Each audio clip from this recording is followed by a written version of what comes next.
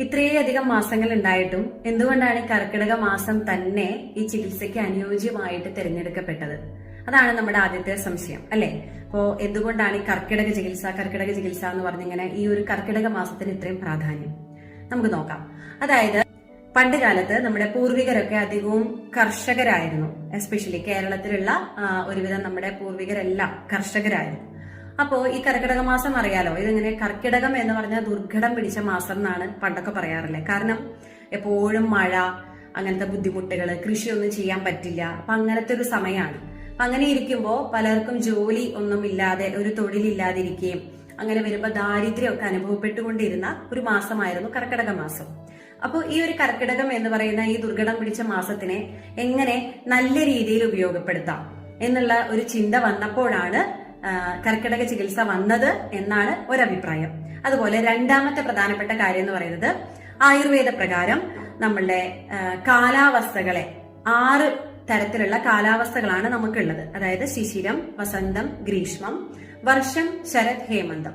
ഇതിനെങ്ങനെ ആദാന കാലം എന്നും വിസർഗകാലം എന്നും രണ്ടായിട്ട് തരംതിരിച്ചിട്ടുണ്ട്. അപ്പോൾ ഈ 2 കാലാവസ്ഥകളുടെ ഇടയ്ക്കുള്ള സന്ധി ചേരുന്ന ഈ 3 തരം, അതായത് ആദാനം എന്ന് പറയുന്നത് ഒരു 3 കാലാവസ്ഥകളും വിസർഗം എന്ന് പറയുന്നത് ഒരു 3 കാലാവസ്ഥകളുണ്ട്. ഇത് കനത്ത ചൂടും അതുപോലെ മഴക്കാലം അല്ലെങ്കിൽ തണുപ്പിലേക്ക് കടക്കുന്നതുമായിട്ടുള്ള 2 തരം കാലാവസ്ഥകൾ. ഇതിന്റെ ഇടയ്ക്ക് വരുന്ന ഋതുസന്ധി സമയം, അപ്പോൾ അതിനെ നമ്മളിങ്ങനെ ഈ കർക്കിടക മാസമായിട്ട് കണക്കാക്കുന്നു. അപ്പൊ ഈ ഋതുസന്ധി സമയത്ത് നമുക്ക് സാധാരണ മനുഷ്യന്മാർക്ക് ശരീരത്തിന്റെ ബലം, ആയുർബലം അല്ലെങ്കിൽ ആരോഗ്യമൊക്കെ കുറച്ച് കുറവായിരിക്കും.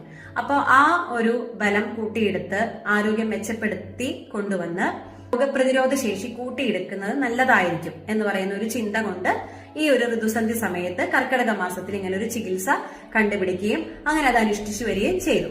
അതുപോലെ തന്നെ ഈ ഋതുസന്ധി സമയത്തിന് മറ്റൊരു പ്രത്യേകത എന്ന് പറയുന്നത്, അറിയാലോ, മഴക്കാലം ആയതുകൊണ്ട് മഴക്കാല രോഗങ്ങളുടെ ഒരു തകൃതി തന്നെയാണ്. അല്ലെങ്കിൽ എന്താ പറയാ, മഴക്കാല രോഗങ്ങൾ ഇങ്ങനെ ബാക്ക് ടു ബാക്ക് വന്നുകൊണ്ടിരിക്കുന്ന ഒരു സമയമായിരിക്കും ഈ ഒരു കർക്കിടക മാസം എന്ന് പറയുന്നത്. അപ്പോ ആ ഒരു സമയത്തുള്ള രോഗങ്ങളിൽ നിന്ന് രക്ഷപ്പെടാനുള്ള ഒരു മാർഗമായിട്ട് കൂടെ നമ്മൾ ഈ കർക്കിടക ചികിത്സയെ കണ്ടുവരുന്നു. അപ്പൊ ഇതാണ് എന്തുകൊണ്ടാണ് കർക്കിടക മാസം തന്നെ ഇതിനു വേണ്ടി തെരഞ്ഞെടുത്തു എന്നുള്ളതിന്റെ ഉത്തരം. ഇനി എന്തൊക്കെയാണ് കർക്കിടക ചികിത്സയിൽ ഉൾപ്പെടുത്തിയിരിക്കുന്ന പ്രധാന ചികിത്സാ രീതികൾ? അത് ചെയ്യുന്നതിന് വേണ്ടിയിട്ട് നമ്മൾ ഒരു ആയുർവേദ സെന്ററിൽ തന്നെ പോവേണ്ടതുണ്ടോ അതോ വീട്ടിൽ നിന്ന് ചെയ്യാമോ? ഇങ്ങനെയുള്ള പലതരം സംശയങ്ങൾക്കുള്ള മറുപടിയുമായിട്ട് വീണ്ടും കാണാം. താങ്ക്